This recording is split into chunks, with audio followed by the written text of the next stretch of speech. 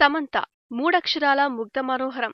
నటనలో ఈస్తో ఏ పాత్రకైనా న్యాయం చేయగల వరం. వివాదరహితమైన వ్యక్తిత్వం, సామాన్యమైన మనస్తత్వం.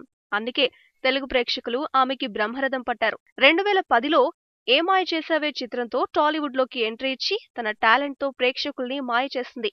బృందావనం, దూకుడు, ఈగ, ఎటో వెళ్లిపోయింది మనసు, సీతమ్మ వాకిట్లో సిరిమల్ల చెట్టు, అత్తారింటికి దారేది లాంటి వరుస బ్లాక్ బస్టర్స్ తో తెలుగు తెరపై రారాగ్నిగా వెలిగిపోయింది సమంత.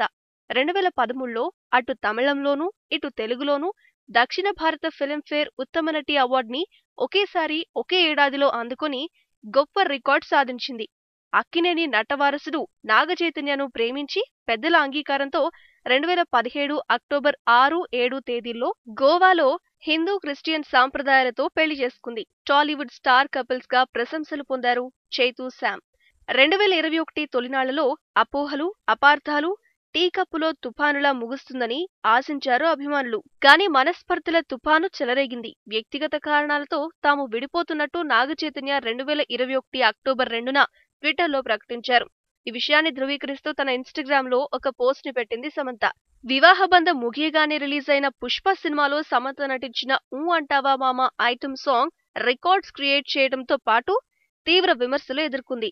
ఎంతో సాంప్రదాయబద్ధమైన యువతిలా ఉండే సమంతని ఇలాంటి ఐటమ్ సాంగ్లు చూసి విస్తుపోయారు సినీ ప్రియులు.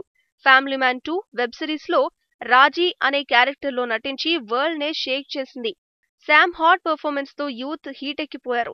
ఈ పాత్రలో జీవించి అవార్డులు రివార్డులు గెలిచింది. బోల్డ్ బ్యూటీగా పేరు పొందిన రాధికా ఆప్టేని వెనక్కి నెట్టేసి బోల్డ్ క్వీన్ గా అవతరించింది సమంత. ఇటీవల ఓటీటీ ప్లాట్ఫామ్ లో ప్రకటించిన ఉత్తమ నటి జాబితాలో ఫస్ట్ ప్లేస్ కొట్టేసింది శామ్. అంతేకాదు గోవా ఫిల్మ్ ఫెస్టివల్ కి ఇన్విటేషన్ పొందిన మొదటి టాలీవుడ్ నటిగా చరిత్రకెక్కింది సమంత.